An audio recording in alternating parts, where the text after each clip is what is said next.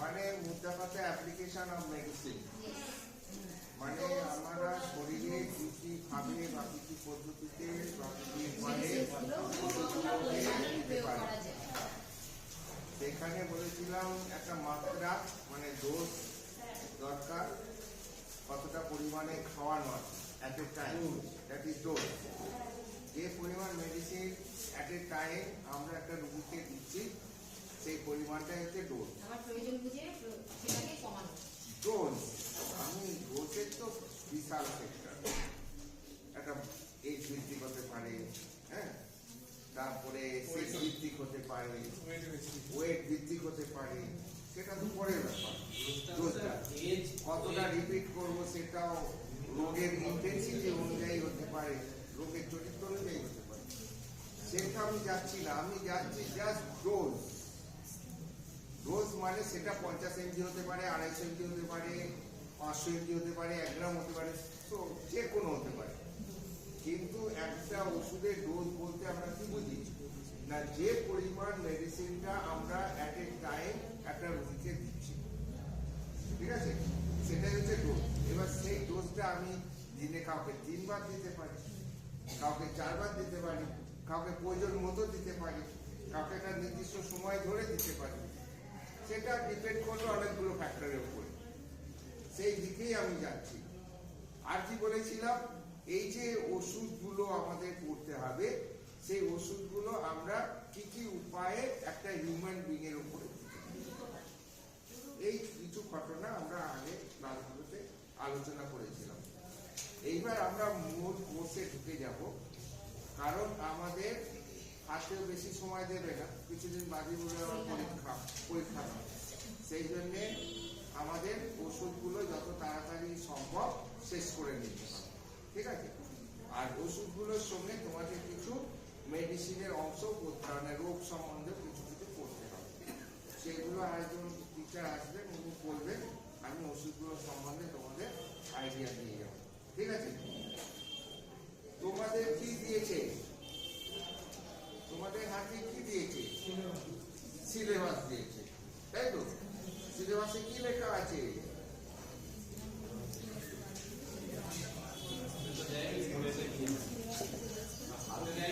যেখানেও বলেও জিনিসটা তো দিয়েছে রে ভাই,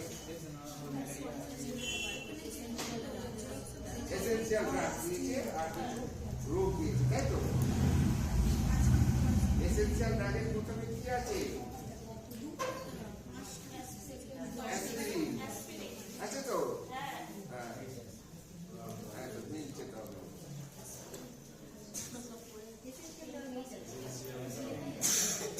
প্রথমে দেখো অ্যাসপিরিন আছে, তারপরে অ্যাট্রোপিন আছে, হ্যাঁ, এরকম সব দেওয়া আছে। তোমাদের প্রথম পার্টে তোমাদের 21টা ড্রাগ করতে হবে আর কতগুলো মেডিসিনের আইটেম করতে হবে, তাই তো? Diarrhoea, vomiting, asthma, respiratory difficulties, malaria, এইরকম বিভিন্ন আইটেম দেওয়া আছে তো। সেইখান থেকে গোটা 10 আইটেম করতে হবে আর 21টা ড্রাগ করতে হবে। এইগুলো নিয়ে তোমাদের একটা পরীক্ষা হবে, দ্যাট ইজ ফার্স্ট পার্ট। আবার সেকেন্ড পার্টে আবার কিছু ওষুধ থাকবে, বাকি যত ওষুধগুলো আছে আর কিছু আইটেম থাকবে, গোটা 10-12। কত নম্বর পরীক্ষা হবে স্যার? মনে হয় 100। ওরা 100।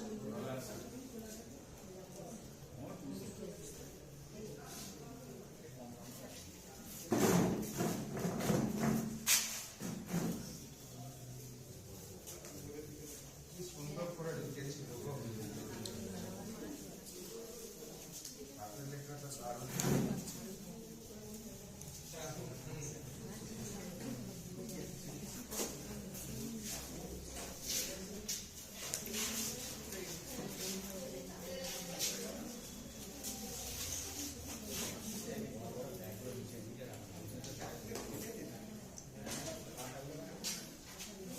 এই নামটার সঙ্গে পরিচিত আছো তোমরা? আর্থ্রাইটিস একটা কমন প্রবলেম, এখনকার দিনে প্রায় 90% মানুষের দেখা যাচ্ছে আর্থ্রাইটিস। আর্থ্রাইটিস মানে হচ্ছে JOINT joint pain along with inflammation in FLA MA EI point. যখন গাঁটগুলো ফোলে এবং গাঁটে যখন যন্ত্রণা হয় তখন সেই কন্ডিশনটাকে আমরা বলি আর্থ্রাইটিস। ঠিক আছে, এবার আমরা কলকোয়াল যে আর্থ্রাইটিস গুলো দেখি সেখানে কতগুলো ভ্যারাইটি দেখতে পাই।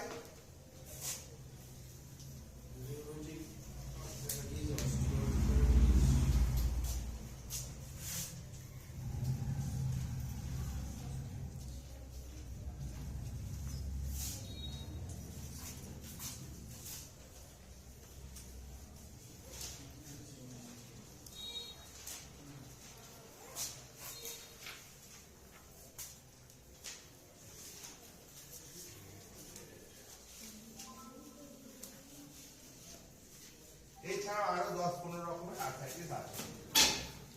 ঠিক আছে, এছাড়াও বিভিন্ন রোগে বিভিন্ন ধরনের আর্থ্রাইটিস আছে, যেমন সিফিলিটিক আর্থ্রাইটিস, গনোরিয়াল আর্থ্রাইটিস, আরো অনেক অনেক অনেক।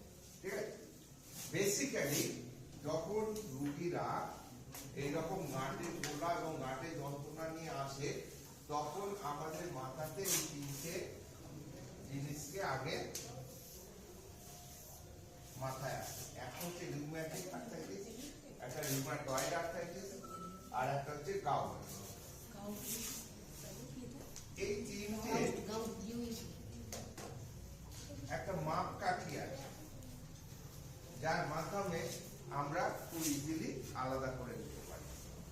এই তিন ধরনের আর্থ্রাইটিসের একটা মাপকাঠি আছে যেটা আমরা রক্তের কিছু জিনিস টেস্ট করলে পরে আমরা এই তিনটিকে আলাদা করে নিতে পারি।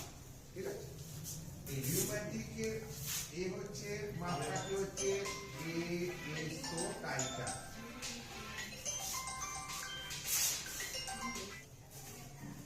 এর একটা মাপকাঠি আছে যেটাকে আমরা বলি এএসও টাইটার।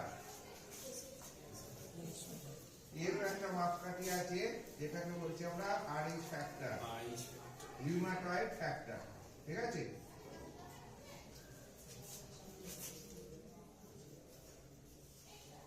এর একটা মাপকাঠি আছে দ্যাট ইজ ইউরিক অ্যাসিড।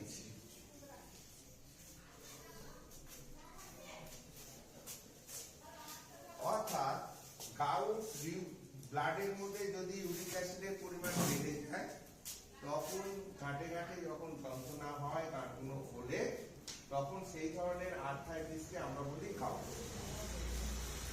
আবার যখন ব্লাডের মধ্যে আরএইচ ফ্যাক্টরের অস্তিত্ব আমরা সিগনিফিকেন্ট অ্যামাউন্টে দেখতে পাই, তার সঙ্গে সারাউন্ডিং জয়েন্ট পেইন এবং ইনফ্লামেশন যখন থাকে তখন সেটাকে আমরা আখ্যা দিই রিউমাটয়েড আর্থ্রাইটিস। আবার যখন ব্লাডের মধ্যে এএসও টাইটার পজিটিভ থাকে এবং এইরকম জয়েন্টে জয়েন্টে পেইন হচ্ছে তখন সেটাকে আমরা বলি রিউম্যাটিক আর্থ্রাইটিস। ঠিক আছে, এএসও টাইটার কি স্যার? এএসও টাইটার অ্যান্টি স্টেপ্টোলাইসিন ও টাইটার, মানে এইটা এই যে রিউম্যাটিক অ্যাকচুয়ালি কি, এটা একটা রোগ হয় বাচ্চাদের, মেনলি 2 থেকে 10 বছরের বাচ্চাদের, অধিকাংশ ফিমেল এতে তাদের এক ধরনের মানে বিটা স্টেপ্টোকক্কাস বিটা হিমোলাইটিকাস বলে একটা ব্যাকটেরিয়া আছে। স্টেপ্টোকক্কাস আমি যখন ব্যাকটেরিয়ার ক্লাসিফিকেশন করাচ্ছিলাম ইনফেকশন বলেছিলাম না যে কক্কাস, ব্যাসিলাস, হ্যাঁ, কক্কাস গুলো আবার দুটো ভাবে সজ্জিত থাকে, কেউ ফিতার মতো থাকে তাদের বলা স্টেপ্টোকক্কাস, যারা আমাদের থোলোর মধ্যে থাকে স্ট্যাফাইলোকক্কাস, যারা জোড়ায় জোড়ায় থাকে ডিপ্লোকক্কাস বলেছিলাম। তো সেই রকমই এক ধরনের ব্যাকটেরিয়া স্টেপ্টোকক্কাস বিটা হিমোলাইটিকাস বলে চিহ্নিত করা হয়। তারা ইনফেকশন হলে এক ধরনের জ্বর হয় এবং সেই জ্বরে গাঁটগুলো ফোলে এবং গাঁটে যন্ত্রণা হয় এবং সেটা 2 থেকে 10 বছরের বাচ্চাদেরই বেশি হয়। জ্বরটা খুব লো ইন্টেন্সিটির ফিভার হয়, 100-101, তার সঙ্গে গাঁটে গাঁটে ব্যথা থাকে, প্রায় 20-22 মতো জ্বরটা থাকে, তারপর আপনি সাবসাইড করে যায় এবং অধিকাংশ বাচ্চা বা বাচ্চার অভিভাবকরা বুঝতেই পারে না যে তার বাচ্চার রিউম্যাটিক ফিভার হয়ে যাবে, কিন্তু ওই যে ব্যাকটেরিয়াগুলোর আক্রমণে হয়েছিল তারা রক্তের মধ্যে কিছু ছাপ রেখে যায়। সেটাই হচ্ছে এএসও। বুঝা গেল? এবার এইটা কি হয়, পরবর্তীকালে ও তো ওই সময় ভালো হয়ে গেল, কিন্তু যখন আবার ও মানে অ্যাডভান্স এজে গেল, সেই সময় দেখা গেল কারো হার্টের প্রবলেম আসতে পারে, মানে ওগুলো শরীরের ভেতরে ঢুকে গিয়ে বিভিন্ন তোমার অর্গানকে ড্যামেজ করতে পারে। ঠিক আছে? আবার কারো আর্থ্রাইটিস হিসেবে প্রকাশ পেতে পারে। যখন আর্থ্রাইটিস মানে জয়েন্ট পেইন হিসেবে প্রকাশ পায়, তখন সেটাকে বলছি আমরা তখন রিউম্যাটিক আর্থ্রাইটিস। যখন রিউম্যাটিক ফিভার হয়েছিল, বাচ্চা বলে রিউম্যাটিক ফিভার হয়েছিল, সেটা প্রপার চিকিৎসা করা হয়নি, তার ফলে ব্যাকটেরিয়াগুলো পরবর্তী তার সেকেন্ডারি এফেক্ট গুলো ঘটিয়েছে। কারো হার্টকে ড্যামেজ করতে পারে, ভালভার ডিফেক্ট আনতে পারে, সেপ্টাল ডিফেক্ট আনতে পারে, তখন তাকে বলা হয় rheumatic heart disease. Rheumatic heart disease বলা হচ্ছে যখন তারা হার্টকে ড্যামেজ করে দিচ্ছে এবং বিভিন্ন হার্টের সমস্যা সৃষ্টি হচ্ছে রিউম্যাটিক ফিভার হওয়ার জন্য। বুঝে গেল? আবার অধিকাংশ ক্ষেত্রে জয়েন্টে পেন দেখা দেয় অ্যাডভান্স এজে গিয়ে, তখন এসো টাইপের অস্তিত্ব খুঁজলে পজিটিভ পাওয়া যায় জয়েন্ট পেন, তখন ধরে নেওয়া এটা রিউম্যাটিক আর্থ্রাইটিস। বুঝে গেল? তো আমার বলার উদ্দেশ্য তোমাদের এটা একটা মেডিসিনের অংশ, দ্যাট ইজ আর্থ্রাইটিস। ঠিক আছে? এইবার তোমাদের একটা মেডিসিন পড়তে হবে এখন, সেটা হচ্ছে অ্যাসপিরিন। অ্যাসপিরিন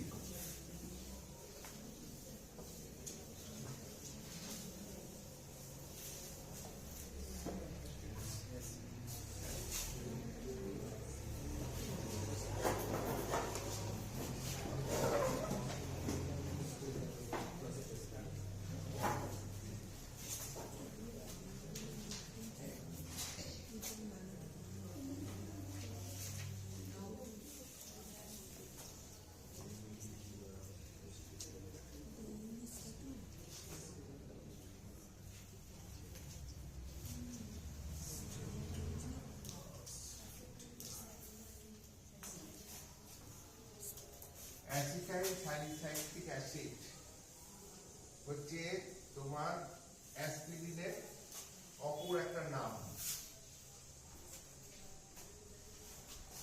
লেখো অ্যাসপিরিন, এটি অ্যাসিটাইল স্যালিসাইলিক নামেও পরিচিত। লেখো অ্যাসপিরিন, এটি অ্যাসিটাইল স্যালিসাইলিক অ্যাসিড নামেও পরিচিত।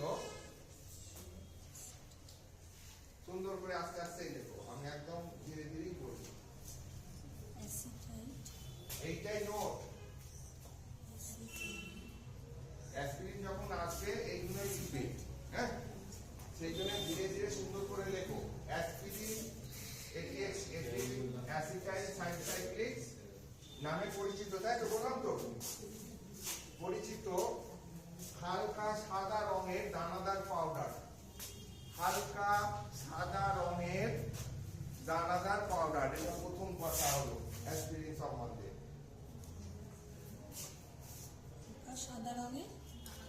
সাদা রঙের হালকা সাদা রঙের দানাদার পাউডার।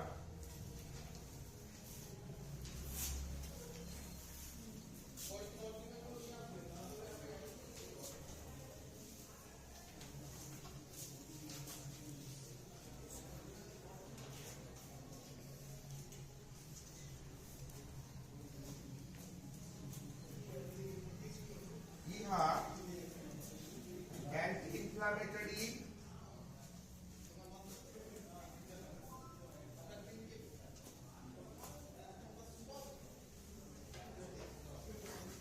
অ্যানালজেসিক এবং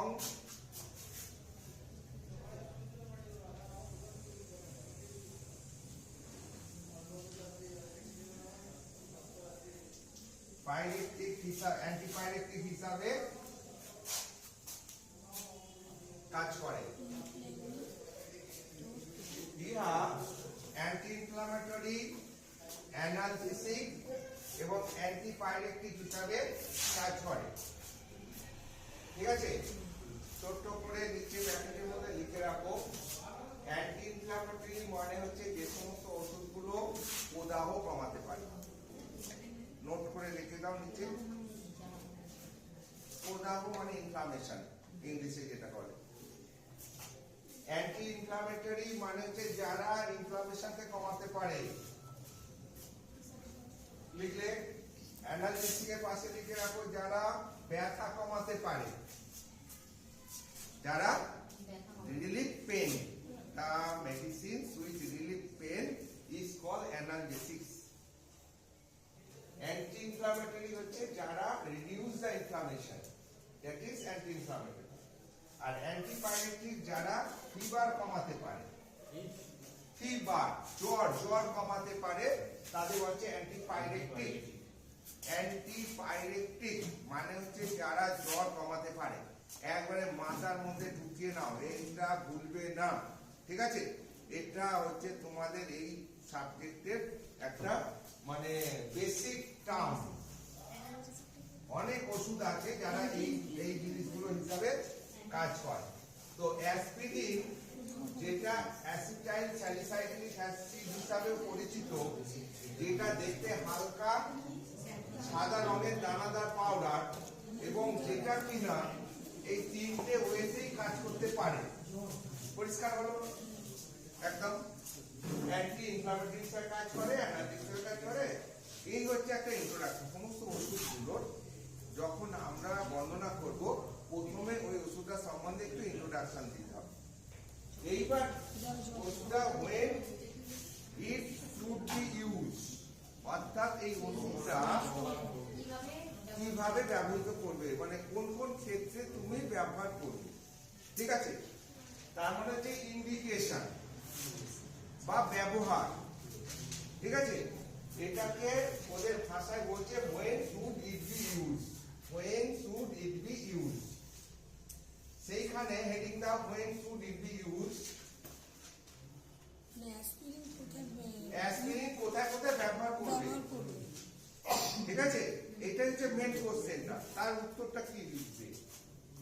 এবার ধরো অ্যাসপিরিন কোথায় কোথায় ব্যবহার করবে? জ্বর হলে, জয়েন্ট পয়েন্ট করে যন্ত্রণা, এগুলি অটোমেটিক চলে আসছে, সেটাকে একটু সাজিয়ে বুঝিয়ে লেখো। এটি সাধারণত ইউজ লিখছি, ইউজ। এটি সাধারণত মাথার যন্ত্রণা, কোমরের যন্ত্রণা, পেশির যন্ত্রণা,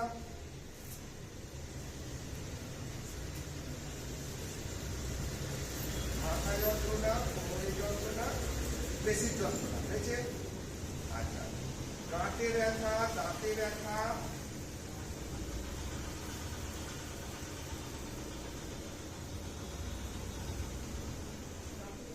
হ্যাঁ, গাঁটে আর দাঁতে, দাঁতে ব্যথা, গাঁটে ব্যথা। গাঁটে মানে যত আর্থ্রাইটিস, এই যে বললাম আর্থ্রাইটিস, প্রথমে লিখেছিলাম আর্থ্রাইটিস মানে জয়েন্টে পেন, হচ্ছে গাঁটে ব্যথা। স্নায়ুর যন্ত্রণা, নার্ভ হয় মানে নিউরোলজিক্যাল পেন যেটাকে বলছি, স্নায়ুর যন্ত্রণা।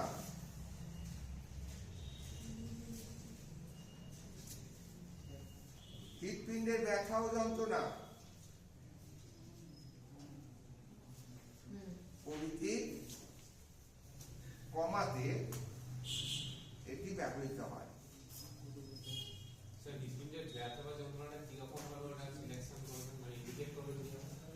অ্যানজাইনা পেক্টোরিস, মায়োকার্ডিয়াল ইনফ্রাকশন, এইরকম বিভিন্ন ধরনের হার্টের মানে রোগ আছে, হার্ট ব্লক থেকে আরম্ভ করে। তার কমন হচ্ছে আমরা অ্যাসপিরিন ইউজ করি অ্যানজাইনা পেক্টোরিস। অ্যানজাইনা পেক্টোরিস মানে হৃৎপিণ্ডের যন্ত্রণাকে অ্যানজাইনা পেক্টোরিস, অর্থাৎ যেখানে হৃৎপিণ্ডের মাসেলস গুলোর হাইপক্সিয়া, হৃৎপিণ্ডের মাসেলস গুলোতে যে পরিমাণ অক্সিজেন খাদ্য সামগ্রী যাওয়ার কথা, তখন যখন যে পৌঁছায় না, তখন মাসেলস গুলো কান্নাকাটি শুরু করে দেয়, আমায় খেতে দাও, খেতে দাও। That is called heart paste, angina pectoris. সেটা বিভিন্ন ভাবে হতে পারে। খুব কমনলি ওখানকার যে করোনারি আর্টারি গুলো যাদের সাপ্লাইয়ের দায়িত্ব, তারা যদি ইনঅ্যাক্টিভ হয়ে পড়ে বা কোনোভাবে তারা যদি ব্লক হয়ে যায়, তবে ওই জায়গায় গিয়ে পৌঁছাতে পারে না খাদ্যবস্তু, তখন ওই জায়গায় একটা বিশৃঙ্খলা সৃষ্টি হয়, যন্ত্রণা সৃষ্টি হয়, তখন সেটাকে বলছি আমরা অ্যাঞ্জাইনা পেক্টোরিস।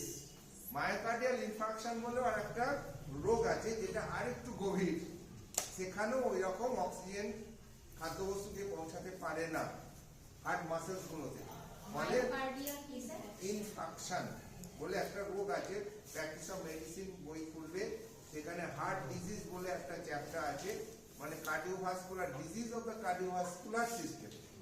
সেইখানে আমরা বিভিন্ন সেপ্টাল ডিফেক্ট, বিভিন্ন ধরনের কনজেনিটাল হার্ট ডিজিজ, বিভিন্ন ধরনের রিউম্যাটিক হার্ট ডিজিজ, হ্যাঁ, যত ধরনের angina pectoris, heart block, myocardial ischemia, এরকম বিভিন্ন প্রবলেমগুলো ওখানে ওই এটার মধ্যে আলোচনা করা আছে। সেইখানে এই আইটেমগুলো তুমি অস্তিত্ব খুঁজে পাবে। ঠিক আছে, তো যাকে অ্যাসপিরিন হার্টের যন্ত্রণা হলে পরেও আমরা অ্যাসপিরিন ব্যবহার করি। এছাড়াও মহিলাদের ডিসমেনোরিয়া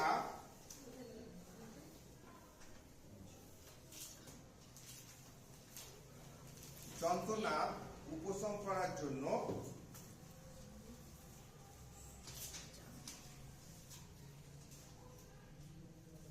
এবং অ্যাকুট রিউম্যাটিক ফিভার এর চিকিৎসায় মেয়েদের ডিসমেনোরিয়া যন্ত্রণা রিলিফ করার জন্য এবং অ্যাকুট রিউম্যাটিক ফিভারের চিকিৎসায় রিউম্যাটিক ফিভার, এই যেটা আমি বললাম, যেটা স্ট্রেপ্টোককাস বিটা হিমোলাইটিকাস নামক ব্যাকটেরিয়া দ্বারা ঘটে, সেই রোগে, সেই জ্বর যেটাকে বলি আমরা rheumatic fever, acute rheumatic fever, প্রথম যখন অ্যাটাক করছে তখন বলছি অ্যাকুট রিউম্যাটিক ফিভার, ওই তার চিকিৎসাতেও অ্যাসপিরিন ইউজ করা হয়।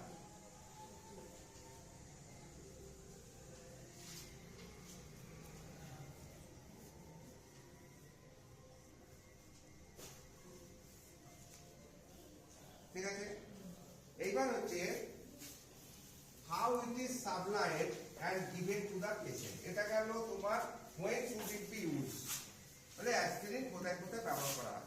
যত যন্ত্রণা হয় চোখ বুঝে দিতে থাকবে, আমি তো 2-4টে দিয়েছি, আরো দিয়ে দেবে, যেখানে যত যন্ত্রণা। ঠিক আছে, যন্ত্রণা দিতে দিলে কাঁধের যন্ত্রণা থেকে এতে মেয়েদের ক্ষেত্রে ডিসমেনোরিয়ার যন্ত্রণা কমাতে লাগে, অ্যাকুট রিউম্যাটিক ফিভারের চিকিৎসাতেও এটা ব্যবহৃত হয়, এরকম দিতে দিবে। এবার হচ্ছে how it is supplied and given to the patient, মানে হচ্ছে এক কথায় হচ্ছে ডোজ আর হচ্ছে অ্যাপ্লিকেশন, কিভাবে ওষুধটা আমরা বাজারে, কিভাবে আমরা ওষুধটা পাই আর কিভাবে রোগীদের আমরা দেবো। ঠিক আছে, তো সেক্ষেত্রে তোমরা লিখবে যে এই ওষুধটি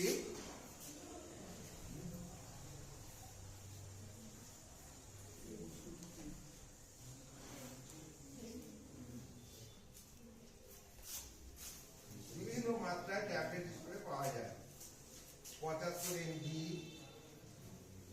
150 mg, 300 mg, 500 mg, এরকম ট্যাবলেট হিসাবে পাওয়া যায়। না, পাওয়া যায়। হাউ ইট ইজ সাপ্লাইড, এবার ডোজ বলবো। স্যার আরেকবার বলুন। 70 mg, 75, তার ডবল 150, তার ডবল 300, 500, এরকম ডোজে পাওয়া যায়। ঠিক আছে, ও আর একটা ব্যাপার আছে, ব্যবহারে আর একটা আমি খুব ইম্পর্টেন্ট জিনিস এ করে যাচ্ছি, সেটা হচ্ছে রক্ত তরল রাখতে, রক্তকে তরল রাখতে, মানে হিমো কনসেন্ট্রেশনটা রোধ করার জন্য। অনেক সময় রক্ত গাঢ় হয়ে যায়, গাঢ় হয়ে যাওয়ার জন্য মাইনর ভেসেলস গুলোতে প্রবাহিত হতে পারে না, ফলে কি হয়, ব্লকের সৃষ্টি হয়, যার জন্য হৃদপিণ্ডে যন্ত্রণা হতে পারে। তো সেই জন্য রক্তকে তরল রাখার জন্যও অ্যাসপিরিন আমরা ব্যবহার করি, অ্যাসপিরিনের ব্যবহার আছে। তার ব্যবহারে আর একটা ঢুকিয়ে দাও, যে রক্তকে তরল রাখার জন্য এটি ব্যবহৃত হয়। ঠিক আছে, বিভিন্ন হার্টের চিকিৎসায় দেখবে অ্যাসপিরিন আমরা প্রয়োগ করি, সাপোর্টিং হিসাবে প্রেসারের ওষুধ আছে, কোলেস্টেরলের ওষুধ আছে, তার সঙ্গে দেখবে অ্যাসপিরিনও দেওয়া ঠিক আছে? তো এইরকম রক্ত যখনই হিমো কনসেন্ট্রেশনের একটা ইতিহাস থাকে কারোর শরীরে, বা রক্ত যখনই মানে প্রেশার হাই হয়ে যায়, হ্যাঁ, হিমো কনসেন্ট্রেশনের জন্য, তখন প্রেশারের ওষুধের সঙ্গে সঙ্গেও আমরা এই অ্যাসপিরিনকেও রাখি, কারণ যাতে রক্তটা তরল থাকতে পারে এবং রক্তটা ঠিক নালি দিয়ে প্রবাহিত হতে পারে ঠিক মতো। ঠিক আছে? তো সেই জন্য ওটা লাগে। আমরা কি ভাবে পাই ওষুধটাকে বললাম, এতগুলো ট্যাবলেট হিসাবে আমরা পাই। এবার কিভাবে প্রয়োগ করব? রক্ত তরল রাখতে সাধারণত 75 এবং 150 এমজি ব্যবহার করা হয়। এটা তো ডোজ বলে, এটা তো পাওয়ার, মানে 75 কি হিসাবে পাওয়া যায়? কি হিসাবে পাওয়া যায়? ট্যাবলেট হিসাবে পাওয়া যায়। কি কতগুলো পাওয়ারের ট্যাবলেট পেতে পারো? 75 এমজি, 150 এমজি। ঠিক আছে? এইবারে যে কিভাবে প্রয়োগ করবে? অ্যাপ্লিকেশন। রক্তকে তরল রাখার জন্য এবং হৃদপিণ্ডের চিকিৎসাতে সাধারণত 75 এমজি এবং 150 এমজি ইউজ করা হয়।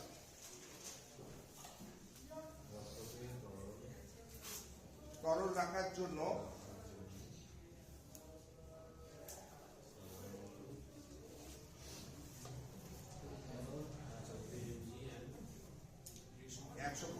এই 75 আর 150। বিভিন্ন ধরনের ব্যথা কমাবার জন্য সাধারণত 300 এমজি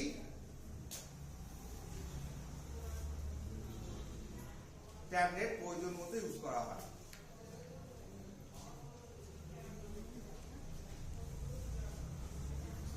কমানোর জন্য 300 ml। ঠিক আছে? আচ্ছা, এবার হচ্ছে এই ওষুধটা খাওয়ার পরে শরীরে কি কি কুপ্রভাব করতে পারে, that is called side effect. SID, side effect. কি কি সাইড এফেক্ট হতে পারে? প্রথমে লেখো নসিয়া বা বমি বমি ভাব দেখা দিতে পারে। তার সাইড এফেক্ট হচ্ছে নসিয়া বা বমি বমি ভাব দেখা দিতে পারে। ঠিক আছে? বমি হতে পারে, তার মানে সাইড এফেক্ট হচ্ছে NAUSCA নসিয়া, তারপরে VOMITTING ভমিটিং। নসিয়া হতে পারে, ভমিটিং হতে পারে। আচ্ছা, এপিগ্যাস্ট্রিক পেন, পেটের যন্ত্রণা হতে পারে, এপিগ্যাস্ট্রিক পেন হতে পারে। তিনটে গেল সাইড এফেক্ট।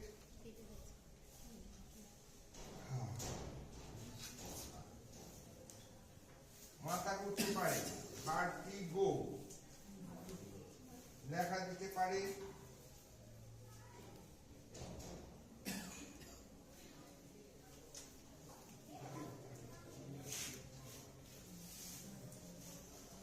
এইবার যদি হাইপার সেন্সিটিভিটি থাকে তবে অ্যালার্জিক রিয়াকশন দেখা দিতে পারে। এর সঙ্গে লিখবে যদি হাইপার সেন্সিটিভিটি থাকে, মানে অ্যাসপিরিনে যদি কারো অ্যালার্জি থাকে তবে সেক্ষেত্রে অ্যালার্জিক রিয়াকশন দেখা দিতে পারে, এবং সেটা বিভিন্ন হতে পারে। যেমন ধরো কারো শ্বাসকষ্ট হতে পারে, বুকে চাপ হতে পারে, কারো বডি চুলকাতে পারে। বুঝতে পারছো? এইরকম অ্যালার্জিক ম্যানিফেস্টেশন বা অ্যালার্জিক রিয়াকশন যত প্রকারের হয় সেগুলো দেখা দিতে পারে। ঠিক আছে? তো এই গেল এদের সাইড এফেক্ট। এইবার বলছে লাস্ট হচ্ছে প্রিকশন। প্রিকশন কি নেবে মানে সাবধানতা। প্রিকশন মানে হচ্ছে সাবধানতা। লাস্ট আইটেম হচ্ছে কি কি প্রিকশন নেবে।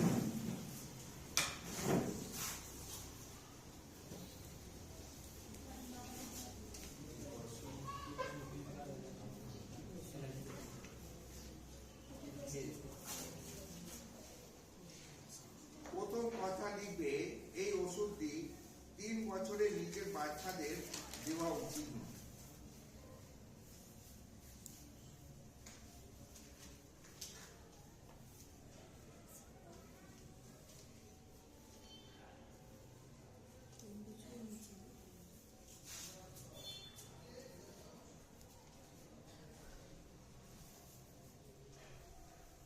ঠিক আছে?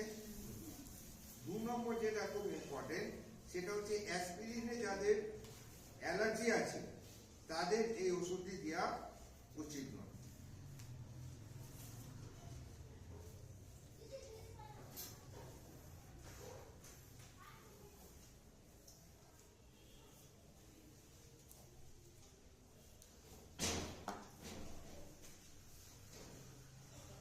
তিন নম্বর হচ্ছে যেহেতু এটা নসিয়া করছে, ভমিটিং করছে, এপিগ্যাস্ট্রিক পেইন করছে, সেই জন্য যাদের পেপটিক আলসার আছে বা পেটের প্রবলেমে ভুগছে তাদের ক্ষেত্রে ওষুধটি দেওয়া উচিত না।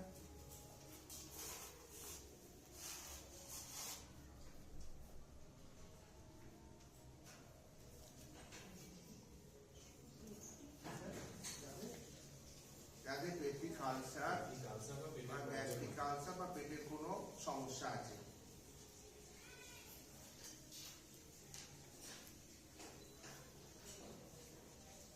এই তিনটে মেন। এর সঙ্গে যেহেতু এটা 3 বছরের নিচে বাচ্চাদের দেওয়া উচিত নয়, বাচ্চাদের থেকে দূরে রাখতে হবে, বাচ্চারা যাতে ইজিলি এটা না হাত দিতে পারে সেদিকে দেখতে হবে। এটা একটা সাবধানতার মধ্যে পড়ে, অর্থাৎ বাচ্চাদের থেকে ওষুধটি দূরে রাখতে হবে।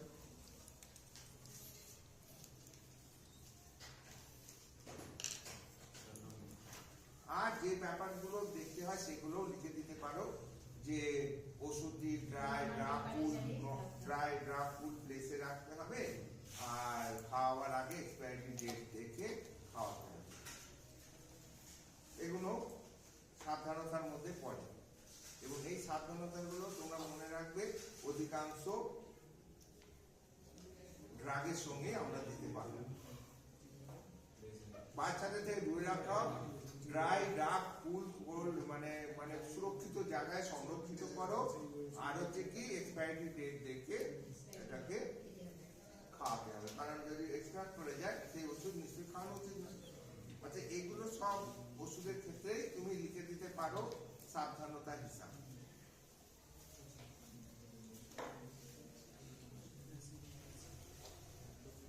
এই অ্যাসপিরিন সম্বন্ধে এইটুকু লিখি, ঠিক আছে।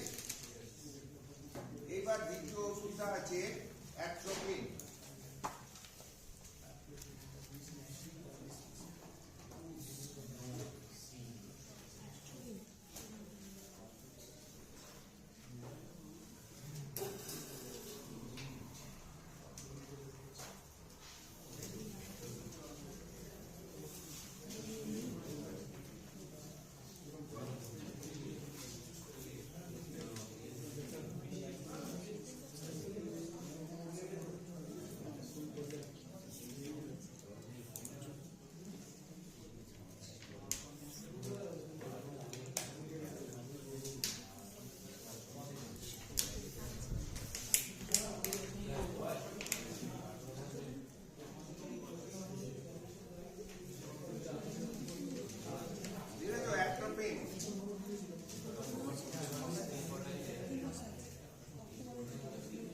Atropine sulfate, actually, atropine sulfate, atropine, ATROPIN, তোমাদের বইতে দেওয়া আছে, ATROPIN, atropine,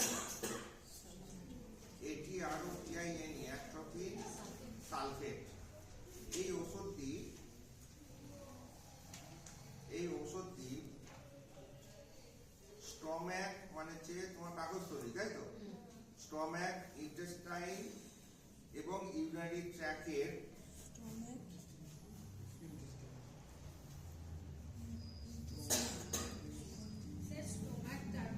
intestine, stomach, intestine এবং ইউরিনারি ট্র্যাকের স্মুথ মাসেলসের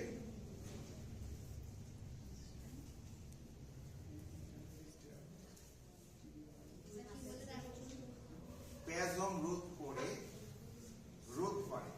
এবং তাদেরকে রিল্যাক্স করতে সাহায্য করে।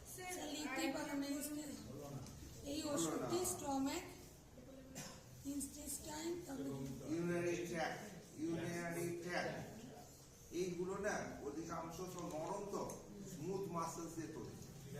এই স্মুথ মাসেলস গুলোর স্প্যাজম হলে পরে প্রচুর যন্ত্রণা সৃষ্টি হয়, বুঝতে পেরেছো? সেই জন্য এই ওষুধটা কাজ হচ্ছে এই স্মুথ মাসেলস গুলো স্প্যাজমকে রোধ করে তাদেরকে রিল্যাক্স করে দেয়। ঠিক আছে, এটা হচ্ছে ওর মেন কাজ একজন অ্যাট্রফি। আর একটা কি কাজ করে না, এই ওষুধটি রিল্যাক্সেট করে, সেটা পিউপিলকে ডায়ালেট করতে পারে। এই ওষুধটি পিউপিলকে ডায়ালেট করতে পারে, বুঝতে পেরেছো? ডায়ালেট করতে পারে। ব্যাস এই অবধি এটার ইন্ট্রোডাকশনে এটাই দিলে যে ওষুধটা অ্যাট্রোপিন সালফেট, এটা সাধারণত স্মুথ মাসেলস রিল্যাক্সেন্ট এবং পিউপিলারি ডায়ালেটিশন হিসাবে কাজ করে। এইবার দেখো when should it be used, এটা ব্যবহার, এটা কিসে কিসে ব্যবহার করবে, বুঝেছে? এটি কিসে কিসে ব্যবহার করবে?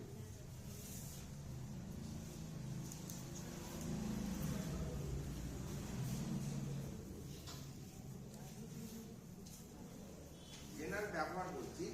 এটা সাধারণত কি হয়, বিষক্রিয়ায় যখন পেটে প্রচন্ড যন্ত্রণা হয়, বিষক্রিয়া মানে কীটনাশক খেয়ে ফেলেছে বা কোনো বিষ খেয়ে ফেলেছে, তার জন্য পেটে ভয়ানক যন্ত্রণা হচ্ছে, তখন ওটাকে রিলিফ দেওয়ার জন্য এই ওষুধটি ব্যবহার করা হয়। কেন? ওই যে বললাম স্মুথ মাসেলসকে রিল্যাক্স করতে পারে, কন্ট্রাকশন হলে পরে যন্ত্রণা হবে, স্মুথ মাসেলসকে রিল্যাক্স করবে।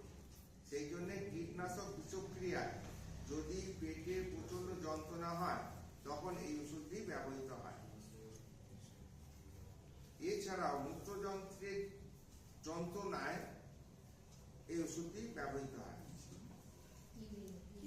ইউরিনারি ট্র্যাক্ট এর পেনে, ইউরিনারি ট্র্যাক্টের ইনফেকশন জনিত যদি খুব যন্ত্রণা হয়, ইউটিআই যদি প্রচন্ড প্রস্রাব করার সময় যন্ত্রণা হয়, তখন এই ওষুধটি ব্যবহৃত হয়। আর 3 নম্বর লাস্ট, চক্ষু পরীক্ষার সময় এটি ব্যবহৃত হয়। 3 নম্বর হচ্ছে চক্ষু পরীক্ষার সময় এটি ব্যবহৃত হয়। যেটা চোখটাকে বড় করে দেয় তখন সব রেটিনোস্কোপে যখন দেখি পিউপিলটা প্রসারিত করে থাকলে একদম গভীরে গিয়ে দেখা যায়, সেই জন্য পরীক্ষার আগে দুপুরটা দিয়ে বসিয়ে রাখে। তার ফলে চোখটা ঘোলাটে হয়ে যায়, দেখতে অসুবিধা হয়ে যায়, ঝাপসা দেখি। একজনকে সঙ্গে আনতে বলা হয়েছে, যে একা আসবেন না, একজনকে সঙ্গে নিয়ে আসবে, কারণ ধরে নিয়ে যেতে হবে, ঠিক আছে? তারপরে ওকে রেটিনোস্কোপের সামনে বসিয়ে চক্ষু পরীক্ষা করা হয়, ঠিক আছে? এইটা অ্যাট্রোপিন সালফেট দিয়ে আগে ডায়ালেট করে নিয়ে আসে, সেই জন্য এটাও ব্যবহারের মধ্যে পড়ছে। সেই জন্য তুমি লিখে দিলে এটাকে অ্যাট্রোপিন সালফেট চক্ষু পরীক্ষাতেও ব্যবহৃত হয়, ঠিক আছে? এইবার হাউ ইট ইজ, মানে কিভাবে পাওয়া যায়, কিভাবে রোগীদের দেওয়া হয়, কিভাবে পাওয়া যায়, কিভাবে রোগীদের দেওয়া হয়। লেখো 1 mg ট্যাবলেট হিসাবে পাওয়া যায়, 1 mg ট্যাবলেট হিসাবে পাওয়া যায় অ্যাট্রোপিন সালফেট, ছোট ছোট tablet. 0.5 mg or 1 mg per 1 ml ampoule injection হিসাবে পাওয়া যায়। 0.5 mg or 1 mg per 1 ml ampoule হিসাবে ইনজেকশন হিসাবে পাওয়া যায়। এবার ইনজেকশন হিসাবে পাওয়া যায়, packet rate of 0.5 mg or 1 tablet হিসাবে পেলে, ইনজেকশন হিসাবে পেলে, আর আই ড্রপ হিসাবে পাওয়া যায়। ব্যাস, এই তিনটে ওয়েতে আমরা এটা পেতে পারি। একটা যে ট্যাবলেট ফর্মে পাই, ইনজেকশন ফর্মে পাই, আর আই ড্রপ হিসাবে পাই।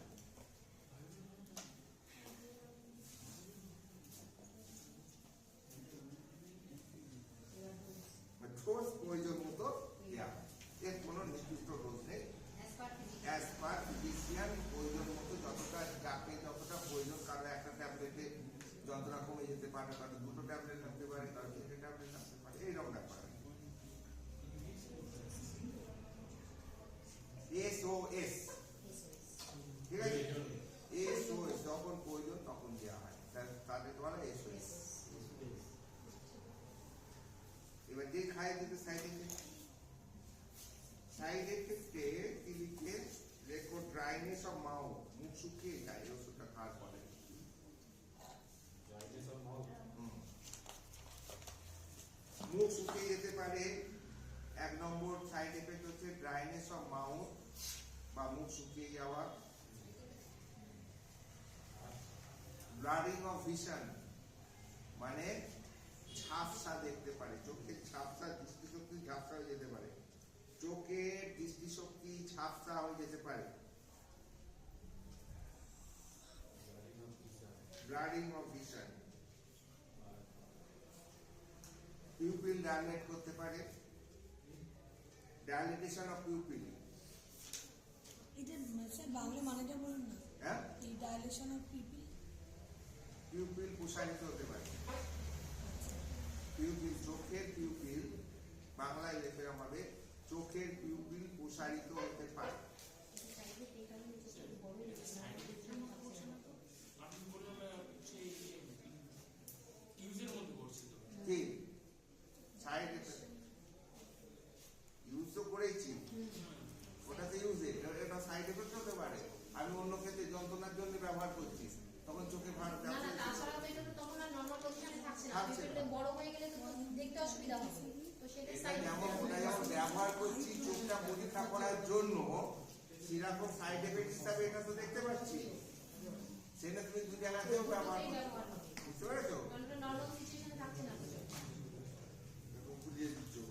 ফটোফোবিয়া হতে পারে, ফটোফোবিয়া দেখা দিতে পারে। যা বলছি দেখো না, পরে শেষ হয়ে গেলে বলবে।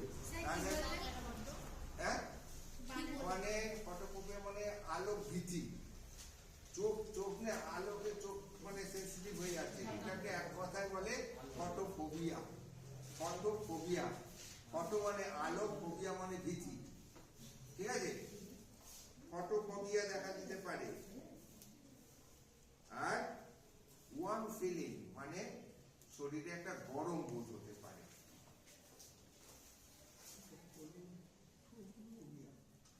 সেক্ষেত্রে আমরা বেডিকার্ডিয়াকে ইউজ করতে পারি। হ্যাঁ হ্যাঁ, বেডিকার্ডিয়া যেতে পারে।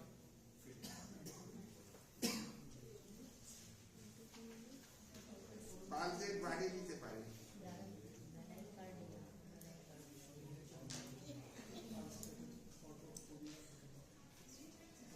পালস রেট বাড়িয়ে দিতে পারে, ঠিক আছে?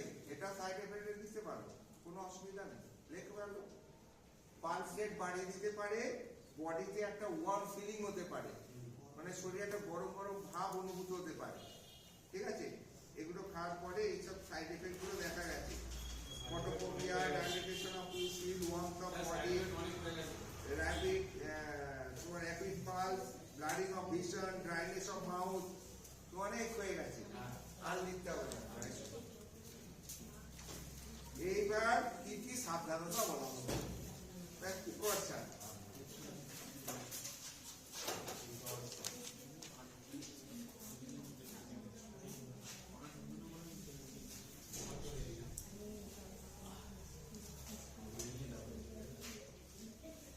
এক নম্বর হচ্ছে তোমার যাদের গ্লুকোমা আছে,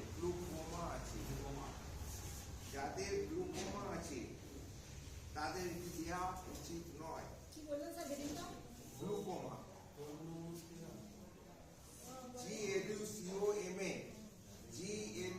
GLUCOMA, গ্লুকোমা হচ্ছে একটা চোখের রোগ, যেখানে আই প্রেসারটা বেড়ে যায়, চোখের প্রেসারটা যেখানে বেড়ে যায়, এরকম ধরনের একটা রোগ, তাকে হচ্ছে আমরা গ্লুকোমা, বুঝতে পেরেছো? তো এই গ্লুকোমা রোগ যদি থাকে তবে এই ওষুধটি তাদের দেওয়া যাবে না, 1 নম্বর কথা।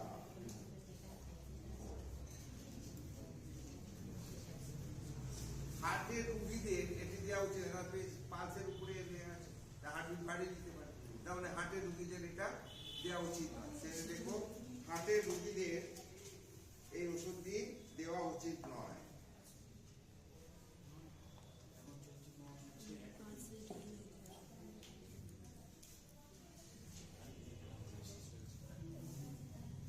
নাম্বার আছে স্যার? হ্যাঁ আছে অনেকই, আমি দেখছি কত ছোট করে দেওয়া যায়। আজকে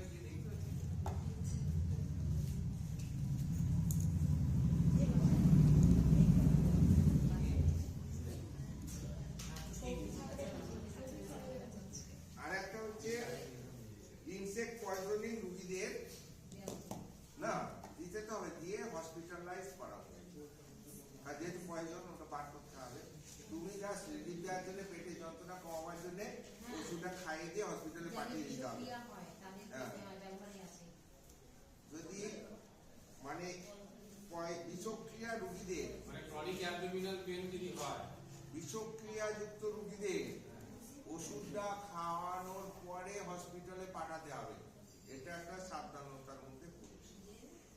বুঝতে পেরেছো? তুমি বাড়িতে রেখে চিকিৎসা করলে হবে না, যেহেতু পয়জনাস কেস, ওটাকে পয়জন গুলোকে তো বার করতে হবে রে বাবা। মানে জেনে রায় খেয়ে থাকে তাহলে এটা তাকে খাইয়ে এটা একটা রিলিফ দেওয়ার জন্য তুমি একটা দিলে যে প্রচন্ড বিষ খেয়ে ফেলে যে প্রচন্ড যন্ত্রণা হচ্ছে, তুমি অ্যাট্রোপিন সালফেট একটা ইনজেকশন করে দিয়ে বলে যাও হসপিটালে, তুমি তাকে একটু রিলিফ দিলে সঙ্গে তাকে পাঠিয়ে দিলে সেই যন্ত্রণা থেকে একটু মুক্তি পেতে। এই হচ্ছে তোমার অ্যাট্রোপিন সালফেট।